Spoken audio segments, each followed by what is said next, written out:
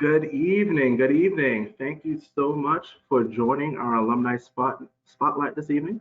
My name is John Norfor. I'm the National Director of Student and University Partnerships for RUSM and AUC. I'm based in New Jersey, near Philadelphia. A couple of housekeeping items before we get started. On the bottom right, you'll see a questions tab. So as we go through the presentation tonight, please feel free to drop questions down. I'll be monitoring the questions as we go through the presentation this evening. Also, below the questions tab, you'll see a handouts tab. I have 4 handouts pertaining to each program, 2 for AUC and 2 for RUSM. Please feel free to download the PDFs as well for reference as we go through the presentation this evening. So in my role, I conduct national webinars for both institutions when it comes to diversity, equity, and inclusion. And I also provide advisement sessions for prospective students. So if you have any questions at the end of our webinar panel this evening, please feel free to email or call me. I'll make sure to leave my email and phone number for you as well. So we're going to cover a very important topic tonight. Black History Month is a very important time in our country to highlight the achievements of Black Americans. This evening, we want to highlight 3 distinguished Black RUSM and AUC alumni by having them share their stories with you regarding their medical journey. So you'll have a chance to really get insight to their experience. But first, what I want to do is cover 2 main areas. I want to cover our DEI initiatives at both RUSM and AUC, and then of course go into our panel discussion. So at RUSM and AUC, we have a shared commitment to diversity. We've done a lot over the last years to really promote an inclusive campus. We've designed what's called the AIM program, Access to Inclusion in Medicine at RUSM, where we focus a lot on HBCU, which is historically Black colleges and universities, and HSIs, Hispanic serving institutions, when it comes to enrollment. And at AUC, there's been a very focused commitment on underrepresented minority recruitment. So we're trying to meet that challenge where we're trying to diversify the medical school and of course the medical landscape. At Adetamiwa, we graduate more Black physicians, both male and female, each year than all US schools combined. So we have over 100 Black physicians graduating from our 2 institutions. So again, we are playing a large role in diversifying the US medical workforce. And again, you'll hear from 3 graduates here today as far as their experiences attending both RUSM and AUC for medical school. Now, we're doing this by really focusing on our social justice commitments. Our goal is to educate ourselves, our faculty, our colleagues and staff when it comes to continuous efforts to grow and learn and change our communities through, again, listening, studying, learning, and acting on social justice platforms. What we've done recently is that we've created a social justice task force on campus where when it comes to changing the curriculum, creating different clubs and organizations, and offering mentorship to our students, we're providing that guidance and that structure to be a more inclusive environment for our whole campus community. Now, in addition to educating ourselves, we want to become advocates. So what we're doing now as well is that when it comes to social justice, we're confronting and addressing biases, injustices, and of course, racial issues at our universities and also in our communities. And we're doing this by increasing diversity when it comes to our student body and our staff, by communicating with our stakeholders, both academic and non-academic stakeholders. We're trying to root out systemic bias on our campuses. And also, too, we're trying to partner with organizations to, again, create that pathway and access for our student communities. Hence why we have developed our AIM program for RUSM. We're doing work with the Thurgood Marshall College Fund when it comes to reaching out to HBCUs. We're working with diversity departments at different colleges when it comes to creating access to their underrepresented minority students. And by that collaboration, both RUSM and AUC, again, are changing the landscape and creating that pathway for pre-medical students who are looking to pursue their medical school education. So today you'll hear from three of our alumni. We have Dr. Erica Oliver, who's a ROS graduate in 2018. We have Dr. Anthony Adetamiwa. He graduated in 2019. And then we have Dr. Sean Johnson, who is an AUC graduate from 2011. And they'll have a chance to share their stories when it comes to their educational pathway and where they are now when it comes to their career. So first, I want to start with Dr. Erica Oliver. Dr. Oliver, over to you. Hello, everyone. I'm Dr. Erica Oliver. I am originally from Atlanta, Georgia, born and raised, but I've not been back really quite since. I completed my Bachelor's of Science in Biology at the Tuskegee University, a historically Black college and university in Tuskegee, Alabama. And then I went on to complete my Master's of Public Health at the University of South Florida. I concentrated in maternal and child health. After that, I went on to the Ross University School of Medicine in 2018. I was there during their time. They were on the island of Dominica. I graduated with honors, went on to match in my #1 residency spot. And now I'll be graduating this year and going on to WashU University in St. Louis for pediatric critical care. Excellent. So let's go on to Dr. Adetamiwa. Hey guys, I hope everyone's doing pretty well this evening.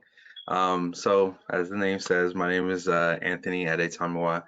I was pretty much raised in Houston, Texas, but I am Nigerian. I was originally born in Nigeria and went back for high school before I actually started college with a bachelor's in science of biology at the University of Texas at Arlington, followed by a master's in public health with a focus in health advocacy as well. I then pursued the great degree at the great institution of Ross University School of Medicine, of course. Shout out to AUC, where I decided to continue to pursue my dream and aspirations of becoming a physician.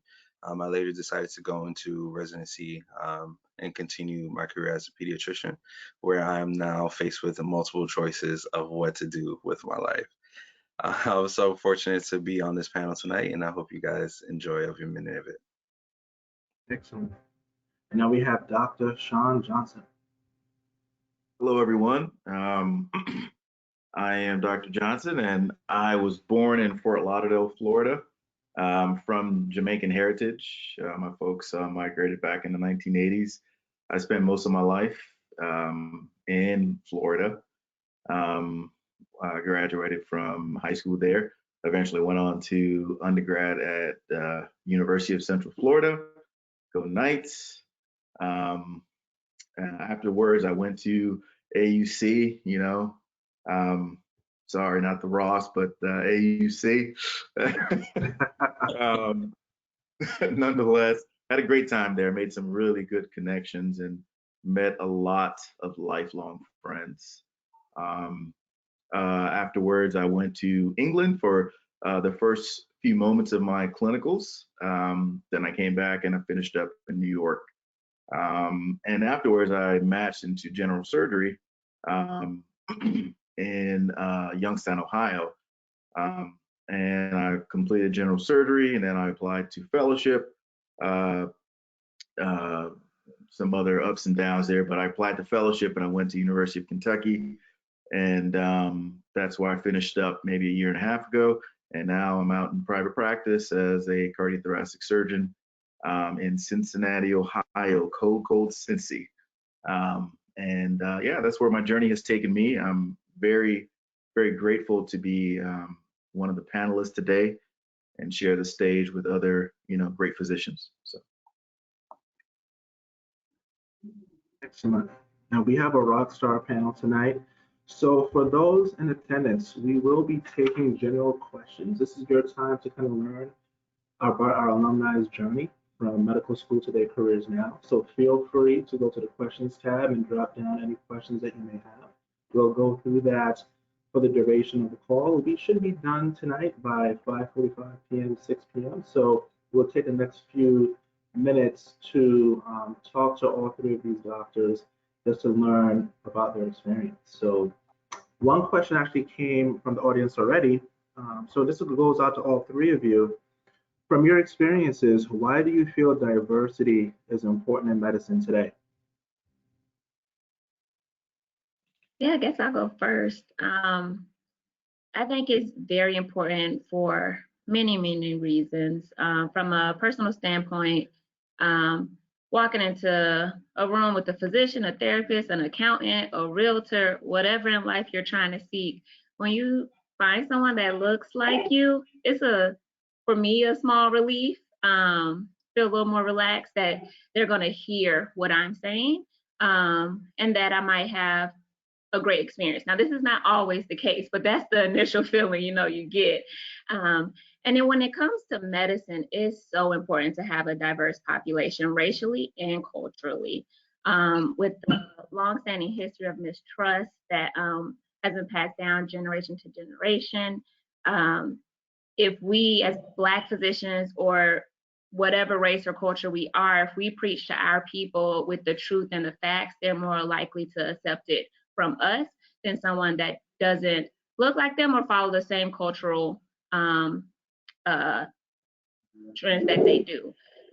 So it's very important to understand your population and just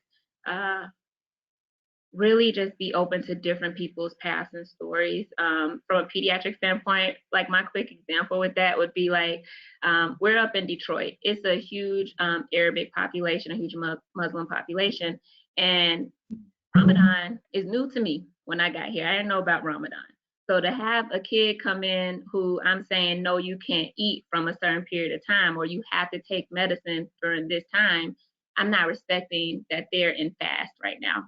And my great co-residents did beautiful lectures to make us more culturally competent on these situations. So having that diversity in medicine is very, very important. Absolutely. No, that was well said, Dr. Oliver. I think from my standpoint, I feel like if you don't have enough diversity in any situation, in any place that you're in, you kind of have a stagnation, like you will more or less become stagnant when it comes to diverse ideas. If you have a same train of thought and usually from the same people with same cultural backgrounds, of course, you won't really have the full spectrum of things. A lot of times, and I'm sure in the year of 2020, we've seen a lot of situations and circumstances where some advertisements or some displays here and there may have been culturally insensitive. And we always ask, especially as Black folk, we will ask, was there anybody, of our color or part of the culture in that decision-making process? So when you have more diversity everywhere, then you're really able to have a wider scope of how to attack different issues and hopefully have a wider scope of solutions available as well. Once again, like what Dr. Oliver mentioned, just being a pediatrician, for me, I feel like when you're able to teach a child at a young age, you raise a child up, they'll come away, they won't depart from it. So it's the same thing in the same manner here, where you teach a child that you can become a physician, you can become an engineer, you can be a lawyer, you can do whatever you set your mind to. You can be a rapper, you can be a basketball player, right?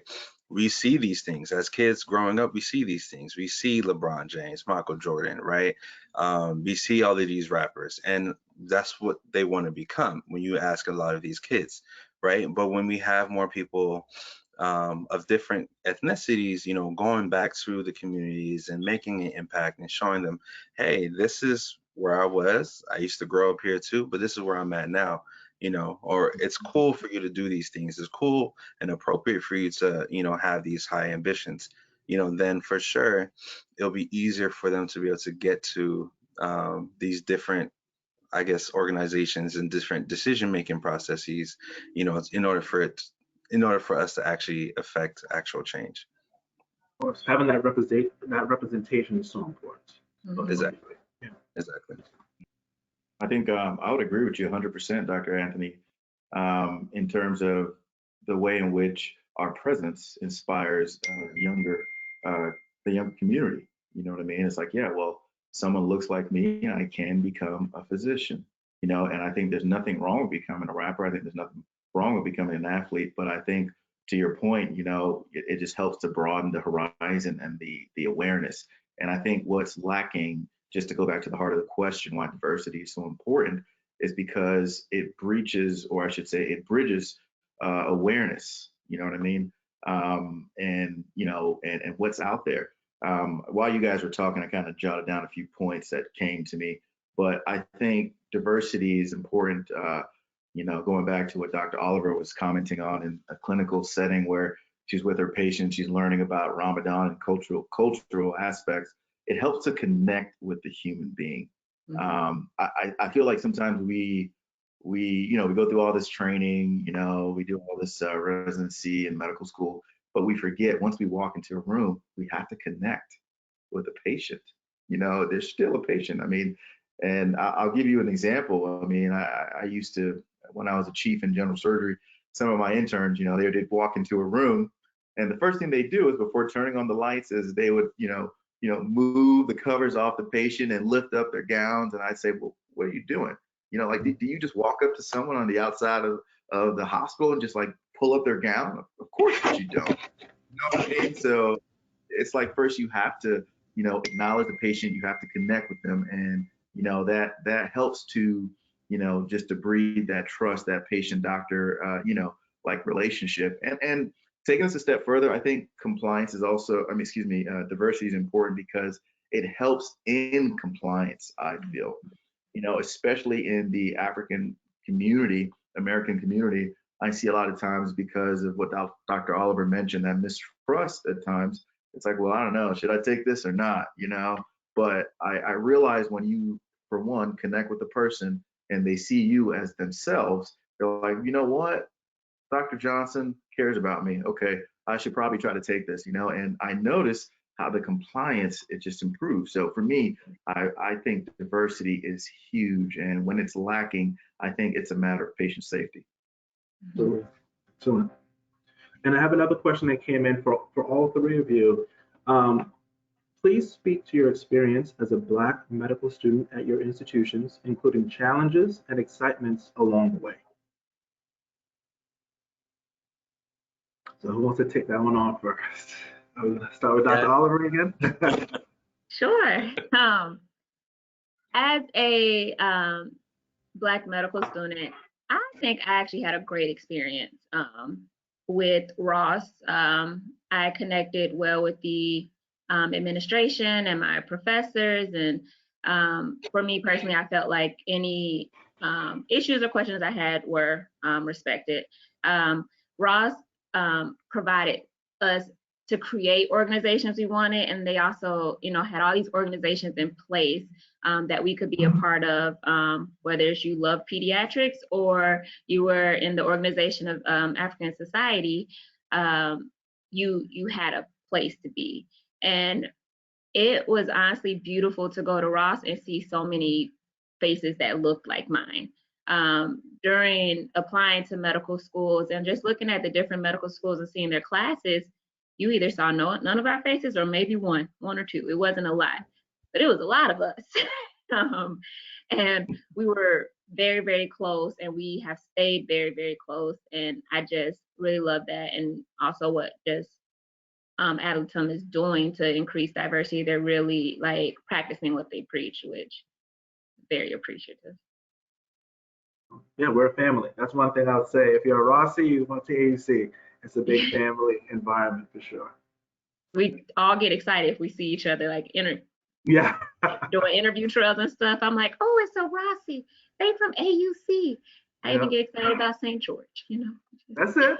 Gotta spread the love. Gotta spread the love. Oh man, Dr. Anthony. Yes, sir. Yeah, I Yeah. think for me, I don't have, thank God, I don't have any negative experiences. Nothing that really, I guess, just like marred me for life. If anything, I would say, and even still to this day, um, I just had a patient the other day, and it was a Black mom and of course her daughter that came in for some medical help. And when I was just about leaving the room, she told me, "I'm proud of you." And that's something that I can say I've experienced even while being a student.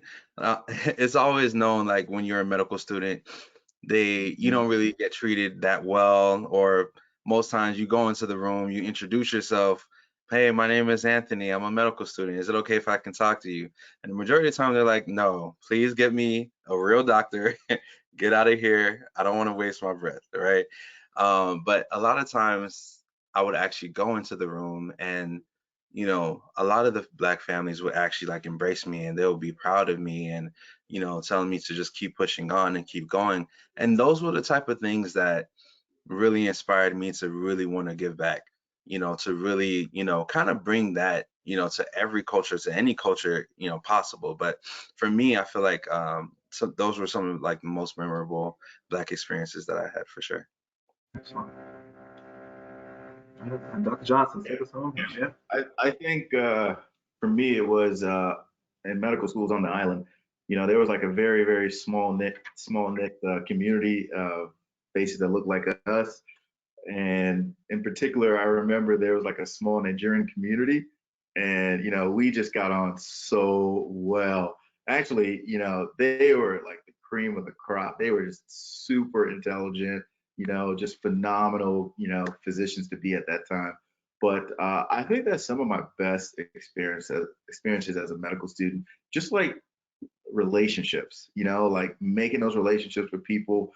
And because you can do medical school anywhere. Medicine is the same whether you go to Thailand or whether you go to England. But I think what makes a difference is the experiences with the people around you, and it can either make you hate your environment or love it.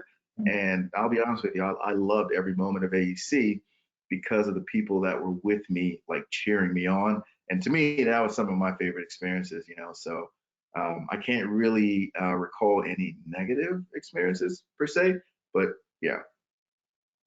Good. So a very supportive environment just overall. Again, a very close-knit kind of student community.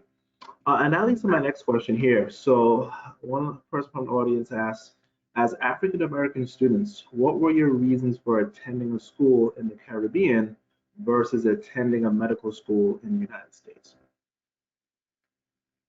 Oh, I am, used to say the queen of the struggle bus. I struggled taking the MCAT, and I love telling my story. I took the MCAT, I think about 4 times. I applied to US medical schools 3 times, and no one would give me a chance. No one. And I was like, I have to do something, because since I was born, I was becoming a physician or an ice skater. My mama knew that wasn't going to work. And so I started looking up my options, and Caribbean schools popped up, and Ross literally had a informational in Atlanta, fall of 2017. It's actually where I first met John over there. I went, and I was like, they have all the resources. Apparently this Harvey machine costs a lot of money and it's really important for medicine, and Ross had like 50 million of them, And so I applied, and it was the best decision I ever made. And I tell people now in hindsight, like, my first time applying, I would apply to US schools and I would have applied to Caribbean schools. And that would have saved me a few years, but I am where I am. Small world, man. I'm glad we were able to kind of reconnect through this whole, why we're not here tonight. Yeah, Dr. Anthony, how about you? Yes, sir. Yeah, for me, similar story. MCAT, it was the bane of my existence. Hated it, hated it. I always felt like, I would get like one step closer and another step closer. And I think I had about like 3 rounds. And the funny thing is, from the first round of applications, my mom was telling me, she was like, yo, there's this great, because she's a nurse and like, thank God for her life. So she's a nurse. And she was telling me that I know some great physicians that they went to this school, Ross University School of Medicine. You should really think about it. And what's so unfortunate is the stigma. And I've honestly made it my life's goal and promise to try to eradicate that stigma. Good. Like it's horrible. But I digress. So I didn't apply to Ross that first round. But towards the second round and the third round, that's when I finally applied and I got in, got into Ross. And just like Erica said, amazing, amazing experience. Best, honestly, I'm grateful for it. When you go into medical school and you go into your third and your fourth year in your rotations, a lot of the physicians who are there tell you, you're an amazing doctor. You have amazing bedside manner. You did this, you did this. And honestly, I mean, no shades to the American counterparts, but at least for where I was rotating, that like that amazing recommendation and amazing accommodation for the things that you were able to do as a student compared to other students was high, and it was really purely because of Ross. Everyone who went to Ross during my rotations, everyone spoke highly of them. So I was beyond grateful for that, and I didn't realize it at the time, but the fact that you're even going to the Caribbeans, where it is honestly underserved, there's not a lot of amazing medical facilities there. There are a couple for sure, but just being able to go back and give back, giving back to the people who look similarly to you, that's huge. That's huge. So, I mean, that was my experience, and I wouldn't trade it for the world. And that's one thing I Yeah, try to tell applicants. I'm sorry. Go ahead, John. Yeah, and I was going to say that's one thing I try to tell applicants all the time is that you don't have to be a 4.0 GPA rocket scientist to become a doctor, but you do have to be disciplined, have that desire to study and really internalize information. And we take pride at both AUC and Ross Med to assess students holistically, right? So it's not just all about the MCAT, right? It's about you as an individual. So I'm glad that you both had that support to apply and study abroad. And now look at you, you get both the doctors doing very well and are successful. So, And but if you Dr. don't, Johnson, yeah. Dr. Johnson, if you don't mind, just like 20 seconds, just to boost Ross up a little bit more. So, Please, go AUC. so just let you overall, they're all brother sister organizations. So I had a 2.79 GPA, right? Science GPA even less than that. When I finished with my MCAT, I think I had a 21, right? So I still went to another program through Ross, MERP, to Mark, be yeah. able to get into it. But thank God, like when I was in Ross, when I came to the island, Dean's List, Dean's List, Dean's List, Dean's List. And that's purely because of like the approach of how they, I mean, I had the fire, but everything that they gave me, I took and I ran with it. So don't ever feel, just like, John said, don't ever feel like, you may feel less than who you are, or you may not be able to make it. They give you the tools as necessary. So yeah, it's an amazing corporation for sure. Yeah, I like. Thanks for sharing that, Dr. Anthony and Dr. Oliver. I really believe that and I'll personalize this in a second, but the medical school process up to this point, specifically for African American community, it's one that's very discouraging. And I think that these sort of panel discussions are so important because, success cannot be warranted without failure. It's just impossible. And someone tells you that they haven't failed, well, I wonder that they really have true success. And for me, my failure came, well, that was back in 2006. Like the other panelists, I attempted MCAT. I think I got maybe a 20 at best on an MCAT. And I was like, well, what should I do? Should I actually continue? I was graduating in molecular biology in my undergrad. Should I go on and do grad school, which I think is a great option, for those, applicants who do that? or should I continue to try to, get into medical school now? And for me, at that time, I had a sense of urgency as far as just starting medicine. I've always wanted, since I was age 5, I wanted to be a surgeon. I've always known, more in my 20s that I realized I wanted to be a cardiac surgeon. And so I was like, you know what? I want to go for this. I had a reasonable GPA. I think when I applied to schools, I applied to a lot of Florida schools as well. I'm from, didn't get into any of them, didn't even get interviews. After a while, I think, you get to the point where you're like, we regret to inform you. Those words just like go through your mind. You're like, man, is this all I'm good for? And I think what happens is it starts to affect your self-worth. It starts to affect your confidence, and it starts to affect your outlook on the process. So I'm here to tell you today, it's all a lie. Don't let these games play on your mind. Okay, just because you didn't score the best on your MCAT like myself, just because you didn't get the big interviews to the institutions you wanted to, that's okay. Because I'll be honest with you, AUC was one of the best decisions I've made in my entire life. And I'm like an open book. I mean, so guys, you feel free to ask me anything. Because I am like, the other panelists, we're not ashamed of our process. We're actually proud of it, of how we got here. So yeah, I mean, that's sort of how it happened, and the rest was history from there. And that's motivating because again, you all are successful, right? And it's all about what you do with your situation. So I'm glad that now you pursued medical school at both RUSM and AUC, and are now practicing medicine. And this leads to my next question from the audience here. Did you have any difficulties placing in residency or feeling restricted to a specific state as either a RUSM Med or AUC grad? We're all like, no. No. Nah, So do you want to talk about the process as far as applying to residency coming from a Caribbean medical school?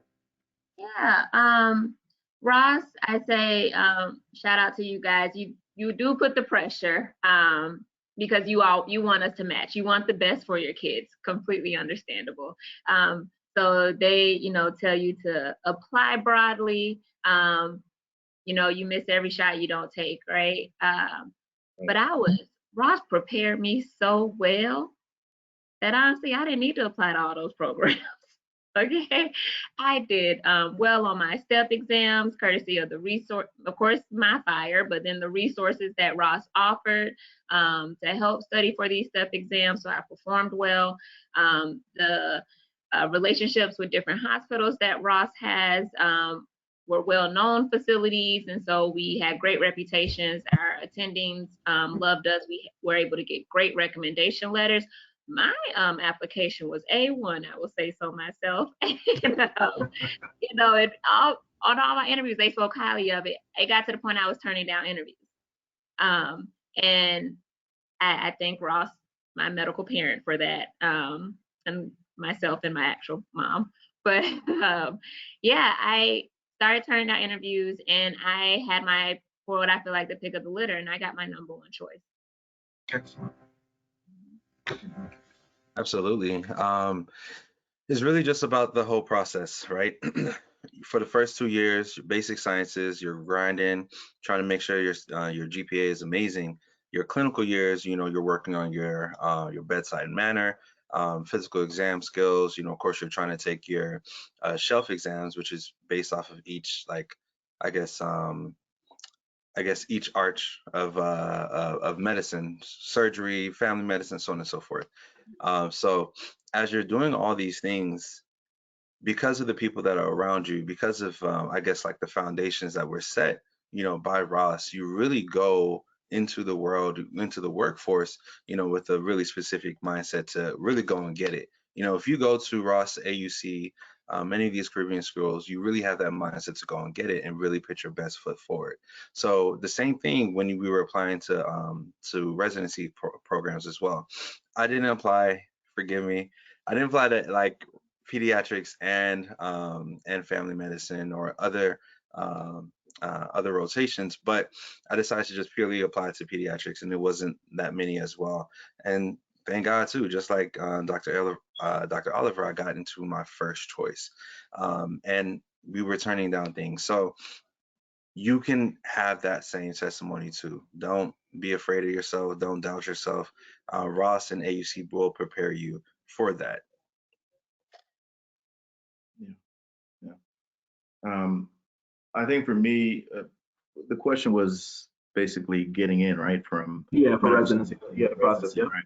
Mhm. Yeah. For me, I applied only to general surgery. I still recall going on interviews, and other applicants were from U.S. Counterparts, in medical schools, and they kind of looked down upon it. I was like, they're like, oh, you're from AUC, okay, yeah, and I say that to say I matched into my third choice actually, and I applied to maybe 7 programs. I think it was like 7, definitely under 10. And I was very, very pleased because at that time, that was 2006. Yeah, I'll just have to think about it. In 2006, general surgery was, I mean, it's hard now, but it Yeah. was hard as well then, to get into. And I had, some people kind of discourage me along the way, but I was grateful to God just to get in. And I didn't have to like apply to like the other panelists. I didn't apply to other specialties. I just, I was like, well, this is what I want to do with my life, and I know it's what I have to do. So, and it came through, and it provided me with the opportunity. So, yeah. So, and Dr. Anthony, you said it was a process. So as you all were in medical school, did you join any specific clubs or organizations to kind of get additional practical experience while going through your basic sciences? I apologize. Absolutely. Organization of African Students, SNMA, even one of the medical fraternities, Phi Delta Epsilon as well. Just being able to, because we were in the Caribbean, we were able to actually go into the communities and get that practical experience. And that's huge because when you start your rotations and when you start a residency and even for the rest of your medical career, people remember that. Patients remember that. And really, honestly, people like who have talked to me, who are already attendings like Dr. Johnson, they tell me if you don't want to get sued, have amazing bedside manner. Right? That's what's going to make it huge. So these different organizations are definitely what were key. From the study sessions that we had, getting ready for exams, people who were mentoring us, the practical experiences, it was everything for me. We had this amazing experience during my time on the island. Outside of all the organizations available and being able to go do these clinicals, but the SS Comfort Navy ship was doing their 6-month tour around the Caribbean, and they came while we were there, and we got to sign up and work with the military treating patients in the community that it was like their one opportunity to get certain treatment, just something simple. There was dental there, getting teeth pulled or getting root canals, and going on to the Navy, the USS Comfort, to see surgeries. Like we saw, I was able to go and see hernia repairs, and it was amazing, like amazing. Nice. I love talking about it on my interviews because it was definitely a once in a lifetime experience. And then I was a part of the pediatrics club, which I loved, and also the Ross Global Public Health, which I eventually worked my way up, became the president of. But we hosted the Tough Mudder, which was great, where the students signed up as teams, and which raised money to buy a kid a heart or help them with some type of surgery. And I just remember that day of like all the students just running around campus, sliding across the slip and slide across one of our fields, and on the beach trying to crawl through tunnels and everything. It was great to have these clubs and opportunities available to us while also studying all the time. Of course. Yeah, I think it's pretty cool to kind of join clubs while you're on the island. Actually, my guidance counselor told me, Sean, when you first start out, like take the first semester just to make sure you can get through your semester, and then go into clubs and stuff, which I thought was great advice, at least for me, just like that transitionary period. You know what I mean? But afterwards, I joined SNMA. I actually served as a vice president and president for a semester each in SNMA. So that was cool. I became an anatomy and histology teaching assistant. Big surprise there. And also was I was a housing resident advisor too for a little bit. That helped because they paid your rent. Yeah, so that was pretty cool. And I was also in the Alpha Omega Phi honor system, honor society. So we got a chance to do like community projects around and stuff like that. So it was pretty cool to join clubs. It really, it keeps you just like energized on why you're doing this. You know what I mean? Because, you know, once you go through block exams and you're like, oh man, how did I do on this block exam? It's nice when you like have a community event like that evening just to kind of refresh yourself. So it's cool. Excellent. Good. And I have another question that came through here from the chat. So when it comes to communicating with nurses, you know, as physicians, do you work with nurse practitioners, and how's that interaction working with the nursing staff at these hospitals? They're your number one teammate. Like they're your partner. So respect all your nurses. You know, respect anyone you come across in the hospital in life. You know, have that respect. I make it a point. Whoever I see in the halls in the morning, I'm saying good morning to, no matter what. At our hospital, me and Anthony's, we do have nurses and nurse practitioners. And they have their favorites, residents and attendings. So once again, like, respect everyone, do that good rapport, take what they say into account, you know, and when they tell you something is going on with the patient who they've been with all day, like, don't just blow it off. Like, listen, you know, and take into account. And sometimes explain what you're doing with them, instead of just like giving orders. I would say that helps with the relationship. The better relationship you have with your auxiliary staff, the better. I think. No, definitely agree. If there's anything that you should do, just like she said, do not piss off the nursing staff at all. Nurse practitioners as well. Like, they still are part of your staff. Anybody who's working on you, the MAs, everybody, right? Because ultimately, as a physician, you know, people look up to you, right? Even as you're coming in as an intern, of course, you know, some of the older nurses who've been working there for like 20, 30 years, they still, you know, expect you and actually want you to grow as well, you know. But the main thing is, if you have like a great relationship with them, even if you don't know things, like, ask them, or see what they would do in this situation, from whatever experiences they have, you know, take that. And hopefully, you know, you guys are able to work together as a team, because it is a healthcare system, a healthcare team, you know, to be able to bring the best, I guess, health to any patient who may be sick in the hospital. Yeah, I would agree, guys.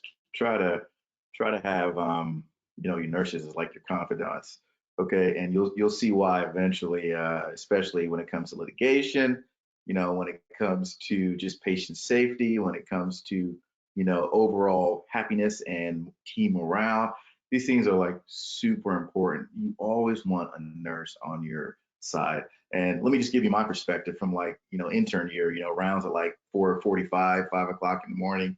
You know, I have had a very, you know, maturing relationship with nurses. Like, my first year, it was not the best, you know, like, you're, first of all, as an intern, general surgery intern, you're trying to, like, you know, figure out, okay, how do I get the vitals? How do I get this? How do I get that? You're like, okay, is the nurse going to help me? Okay, they're not going to help me. All right, let me go find information myself, you know, before my chief, you know, rats me out, you know. So, but it's funny. It was a lot of time pressure with my interactions with nurses. But, you know, going into my second year of training, I remember I was in my ICU rotation. The nurses actually taught me loads of things, you know. I mean, for instance, I was doing, you know, procedures, and they were showing me, you know, like, Dr. Johnson, you know, you could do it, you know. They were encouraging me, and they were telling me what to do, walking me through the steps. And I'm like, wow, you know. And I think going into my second year of training, that's when I really saw the validity of the nurse doctor relationship. And now it's to the point where I trust what my nurses say, like, if I'm home and there's a very experienced cardiac nurse taking care of a post-op patient and they're like, hey, something is wrong, I don't know. I'm hopping in the car and I'm coming to the hospital, okay? Because they have a sixth sense and they know, okay, what's going on. You just have to kind of, put trust and like Dr. Oliver mentioned earlier, you have to develop that relationship with them. You know what I mean? Because it will be one of your best helps. Just don't try to have ego with them. Don't always try to prove yourself to them. It's not necessary. And I think that's something I learned very earlier on. There's no need to prove your knowledge base to them. If you come to them as a team advocate, patient advocate individual, trust me, they're going to work with you every time. Excellent. Even if they're difficult and tough personalities.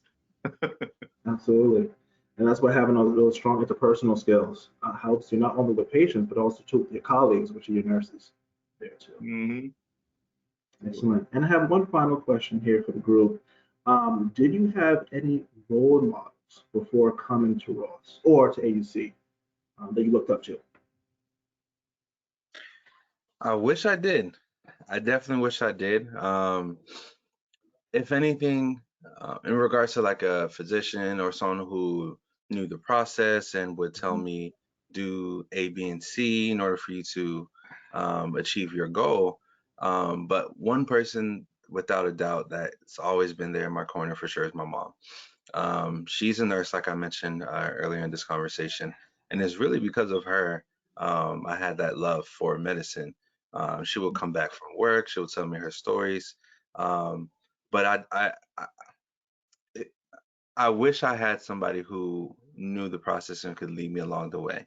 I did get one though while in Ross, who's also a pediatrician as well, Dr. Corder, Marilyn Corder, from my rotations in Maryland at the time. She herself was also a pediatrician, and it was because of her she was able to kind of guide me and mold me to who I am today as well.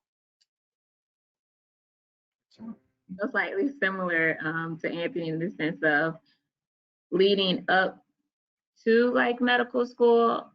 No, in the sense, not like a physician, but I had my support system that even as I'm falling down, tripping over, trying to get to this goal I say I want, they are cheering me on nonstop. My mother cheered me on nonstop. My grandmother, when she was alive, would let me check her blood sugars and help her do her physical therapy exercises as I'm like 6, 7 years old. Dr. Adetamiwa, who is a neuroscience research now at LA, he was at Morehouse School of Medicine. He had me in his lab, and he just really pushed me. And then, I reached my goal. I made it to medical school. Through my clinical rotations, I was mostly at Atlanta Medical Center. Dr. Lisa Perry Giltz, one of my ENT rotators, attendings, I still text her to this day, and she's always been in my corner. And Dr. Annie Barfield, pediatric GI specialist in New York, I met at an NMA conference, and she was like, "You're applying to residency? I got you. I'll review your application head to toe." She ripped my personal statement to the most beautiful pieces ever and put it back together. And same thing for fellowship. I hit her up and she was right there ready to make sure my application was of perfection. And I am really, really grateful for that. And Chanel, I love her. She did not just like, she really goes hard for Ross University and AUC and for Black representation, diversity in the medical community. She makes sure our faces are seen throughout everything that Ross does. And I just really, really appreciate that. So, go Chanel. Yeah, we love Chanel. So, big shout out to her. And Gus. Can't forget Gus. Yeah, Dr. Johnson. And I think for me, mentorship kind of came the reverse way. I didn't have a ton of mentors like Dr. Anthony as well. For me, I remember this one professor in vertebrate histology. It was one of those classes that people were meant to fail, but for some reason, I don't know why. I studied, but just because you study doesn't mean you'll do well. but for some reason I did extremely well in his course. I mean, I'd say about 50%, half the class was failing by the time 3/4 of the class, you know. And I just remember one time he found out that I was, you know, we're talking about mentors here. I remember one time he found out I wanted to go to medical school, and you know, he knew you know, was retaking the MCATs, and I was trying to look for him for support and for guidance. And he's like, "Man, why would you want to go to medical school? You know, with non-competitive scores like that? You know what I mean? You know, on MCAT." And I will never forget that because he has no idea how much he encouraged me that day. I left there more inspired than ever. You know, whenever someone tells me personally, I can't do it, you're like, man, I needed that. Thank you. You know, I just needed a little bit more kick, you know what I mean, to encourage me and push me in the direction I should be going. His name is Dr. Lopez. So I thank him. You know, he was one of my mentors indirectly before in medical school. Also, too, I really enjoyed Dr. Ben Carson before going to med school. I read all of his books. You know, he's a little different now, but I really enjoyed him then.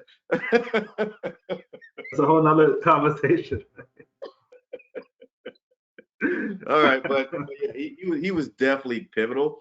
And I don't know if many of you have gotten a chance to kind of, you know, look at his demographics and where he came from, but you know, inner city kid, you know, was failing, turned his whole life around and went to the top of his class, performed one of the most, you know, life jeopardizing surgeries in the world, world renowned. And I always, you know, had a little, you know, like mentorship from him, you know, like indirectly.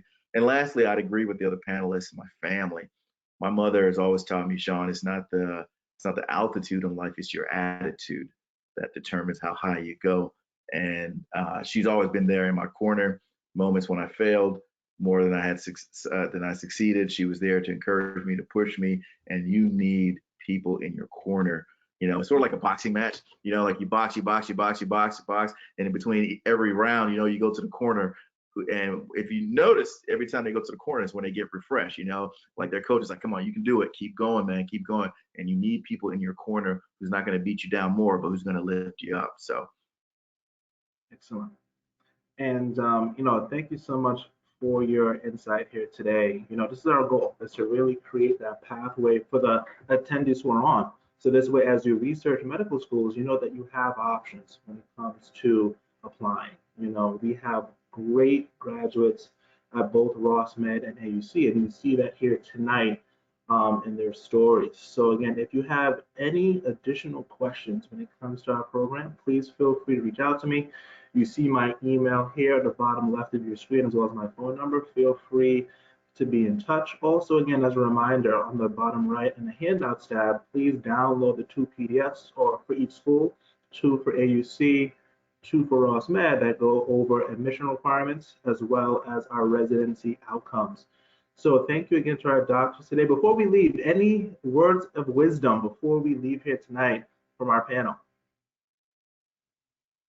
If you get knocked down, get up again. Yeah. So true, so true. Don't stop. Don't stop, right? Keep on going, keep grinding. Don't stop, get it. No. and your success may look limited when you're met with obstacles in the present, but if you keep pushing, you will achieve. Excellent, excellent. So thank you again to our panel. Thank you for the attendees for joining us here tonight. Enjoy the rest of your week, and we look forward to seeing you hopefully apply to AUC and RUSM. So have a great night. Thank you for joining. Bye, guys. Bye.